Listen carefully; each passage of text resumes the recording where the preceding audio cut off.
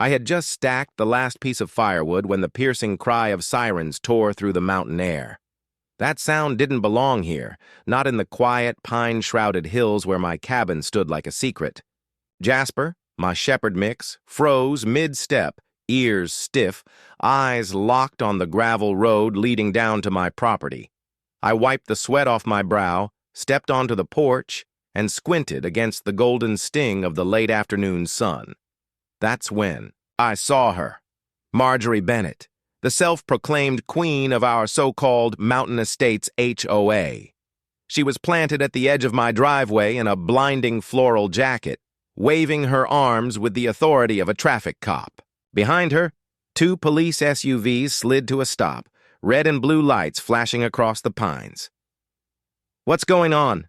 I called out, trying to keep my voice steady. Marjorie pointed toward my yard with the flair of a stage actress.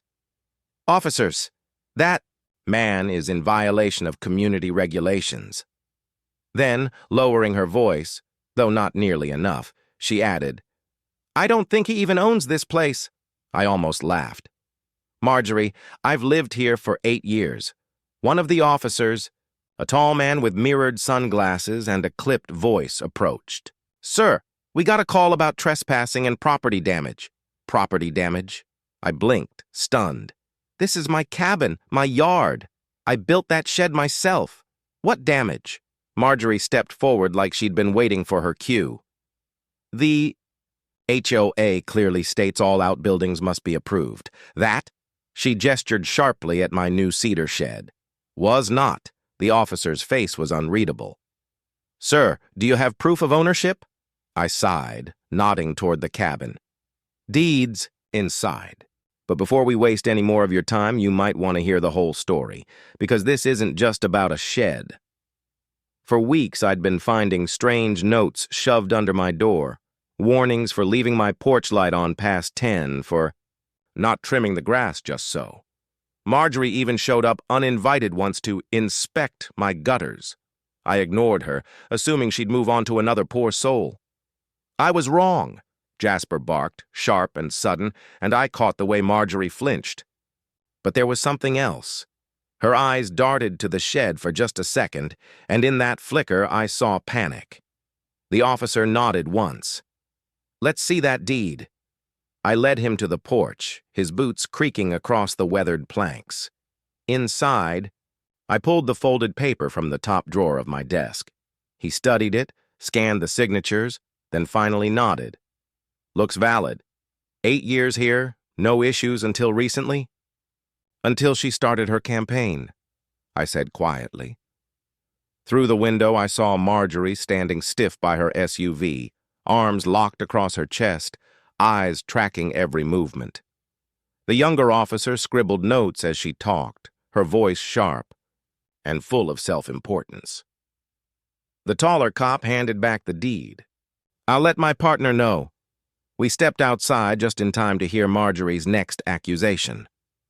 "He's storing hazardous materials in that shed," she cried, pointing with such force her bracelet slipped up her arm. "You have a duty." "To investigate before the whole neighborhood is at risk." My stomach dropped. She wasn't randomly nitpicking. She was desperate to get them inside that shed. The younger officer turned to me. "Mind if we look? Just to clear things up?" I hesitated. Not because I had anything dangerous in there, just tools, lumber, bags of potting soil, but because of the way Marjorie's eyes burned at the shed. That wasn't curiosity. It was fear. "I'll unlock it," I said, pulling the key from my pocket. Jasper patted at my heels as I crossed the yard. The lock clicked, the door swung wide, and sunlight poured across the workbench, the stacked firewood, the neat row of garden tools. Nothing unusual. The officers stepped inside, scanning corners while Marjorie craned her neck from the yard. "Looks fine," the younger one muttered, frowning. I started to close the door. That's when Jasper's nose shot to the back wall. He began pawing at the floorboards, whining low in his throat. I crouched, pressing my hand to the wood. Something about it felt off.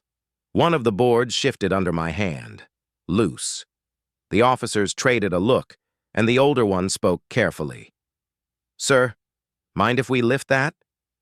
I didn't object, but Marjorie sure did. She surged forward, her voice sharp and trembling. "This is harassment. You have no right to—" The board came free with a groan of old wood. Beneath it, half buried in dust, was a small metal lockbox. I froze. So did the officers. And Marjorie? Her face drained white as snow. The younger officer crouched, brushing the dirt off the box with his gloved hand. "Any idea what this is?" he asked, eyes flicking up at me. I shook my head slowly. "Never seen it before." "That's absurd!" Marjorie snapped, her voice cracking under the strain. "It's obviously his. Who else would—" She cut herself off, biting hard on her lip. The older officer straightened, gaze narrowing. "Ma'am, you seem to know a lot about something you claim isn't yours." "I'm the HOA president," she shot back, regaining some edge. "It's my job to know." But her hands, they trembled at her sides. The younger officer hefted the box into the sunlight. It was heavier than it looked, dented in places, sealed with an old brass padlock. "Got a key?" he asked me. "Nope." Before I could say more, Marjorie stepped in, her voice shrill. "You don't need to open that.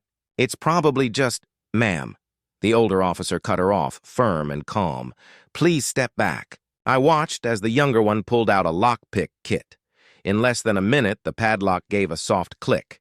The lid creaked open, and inside, between brittle papers and yellowed envelopes, sat stacks of cash bound with faded rubber bands. Not a treasure chest, but enough to make anyone stop breathing. And tucked beside them was something worse, a small leather notebook. The younger cop flipped through it, his brows tightening. The older one took it, skimming the first page. His eyebrows rose. "Looks like transaction records, names, dates, amounts." Marjorie shifted from foot to foot, eyes darting toward her car. "Interesting," the younger officer murmured. "Some of these go back years." "Officers," I said quickly, my throat dry. "I don't know how that got here. My shed's been mine since the day I built it." "Then maybe the previous owner—" Marjorie began, too fast. "There was no previous owner," I cut her off. "I cleared this land. I built the cabin. Nobody else has ever had keys to this shed." The tension thickened, heavy as smoke. Marjorie's lips pressed into a hard line, her face flushing crimson. The older officer shut the lid on the box. "We'll need to take this as evidence." His voice was calm, but his eyes weren't on me.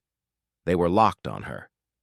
As they carried the box to their SUV, I caught a flicker of movement. Marjorie had slipped her phone from her jacket pocket, thumbs flying over the screen. She wasn't done.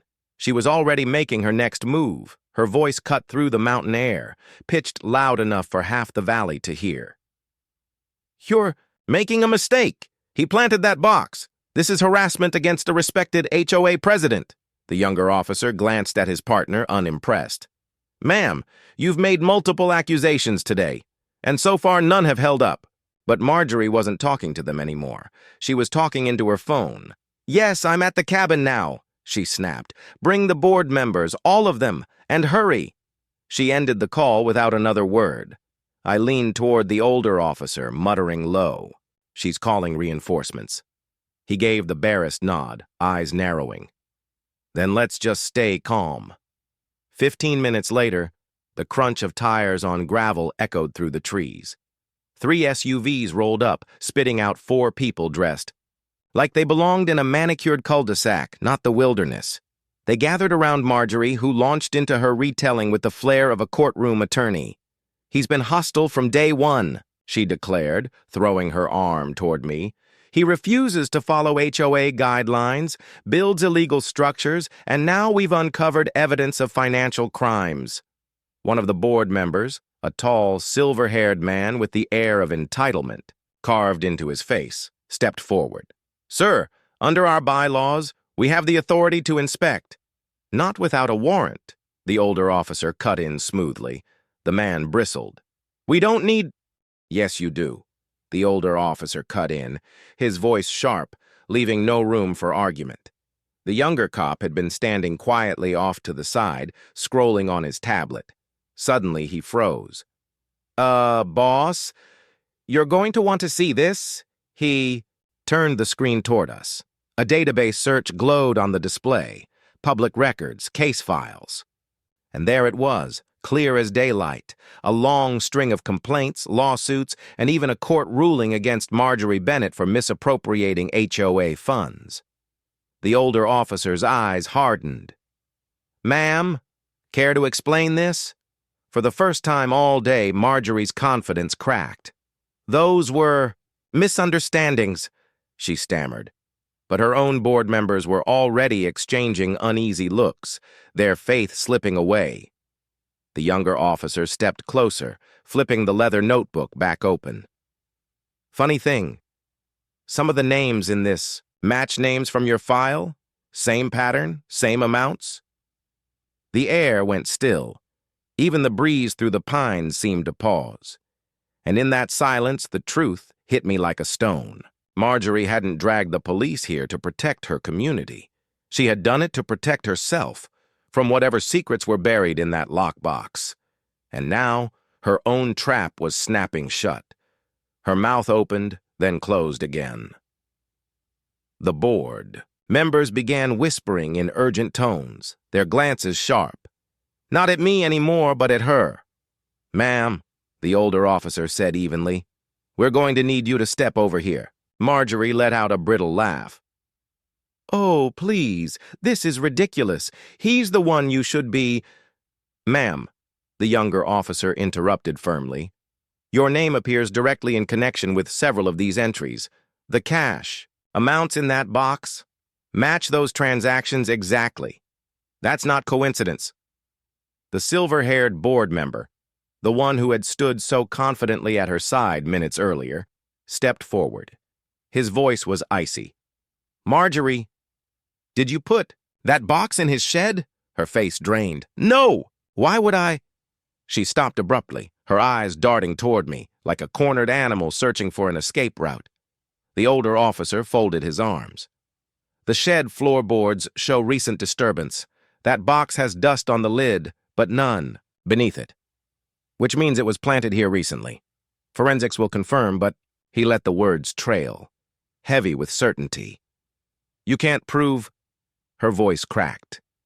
"That's what evidence collection is for," the younger officer said, snapping a pair of cuffs free from his belt. The board members stepped back quickly as Marjorie's protests rose, echoing off the trees. "You don't understand. The HOA needs me. I am this neighborhood." The older officer didn't flinch. "Ma'am, you're under investigation for financial misconduct and evidence tampering. You have the right to remain silent." Jasper let out a low, almost satisfied bark as they guided her to the SUV. The once commanding woman who had stormed into my driveway was now just a crumpled silhouette in the back seat, still shouting about bylaws and community standards. The silver-haired man turned to me, his voice grudging. "We'll be reviewing certain matters in the HOA." I just nodded. "Good idea." One by one, the SUVs pulled out, and soon the sirens and voices faded. The mountain quiet returned, broken only by the rustle of the pines and the soft panting of my dog at my side. I stood there, the weight finally sliding off my shoulders. Marjorie had marched up here certain she could ruin me in front of the law. Instead, she walked right into her own downfall. Behind me, the shed sat silent once more, its boards nailed back into place, its secret hauled away. I knew there'd be more HOA nonsense eventually. There always was. But for now, the air felt clearer, cleaner. Out here in the forest, I could finally breathe again, and somewhere down in the valley, Marjorie Bennett was learning the hardest truth of all. When? "You set a trap for someone else. You'd better be ready to fall straight into it yourself. And hey, if you've been hooked by this story, don't forget to hit that subscribe button so you don't miss the next chapter. Drop a like if you believe some Karens really do dig their own graves, and tell me in the comments, If you were in my shoes, what would you have done? I'll be reading every single answer.